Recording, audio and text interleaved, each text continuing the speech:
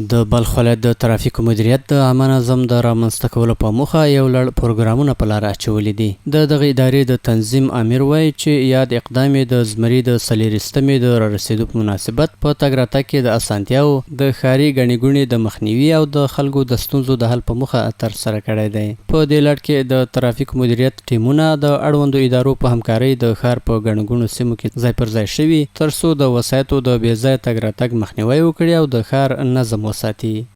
د نن دپاره چې هغه د ښاروالۍ سره ترافیک پولیسو ترافیکو پوره همکاري کړې ده او د شپږ نیمو بجو څخه بیا تر ختمې وظیفې پورې الحمدلله پولیس ترافیک د ښاروالۍ سره همکاره وه او همکاره به وي. نوموړي زیاته کړه چې هڅه کوي څو د یو منظم پلان له مخې او د خلکو په همکارۍ د ښار لپاره آرامه، منظمه او د منلو وړ فضا رامنځته کړي. 24 ساعت زموږ پولیس ترافیک په خدمت کې د ولس دي او کومې جادې چې دي د وس مطابق زموږ پولیس ترافیک شپه او ورځ په خدمت کې دي. نو الحمدلله زموږ ډیر کار په مخه تللی دی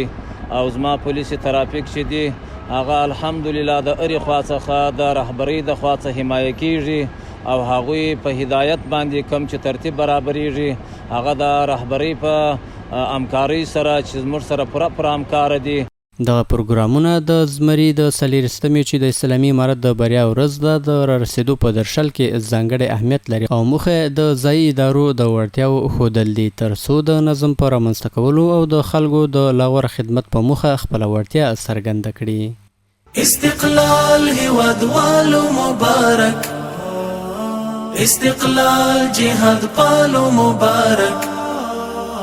عظیم افتخار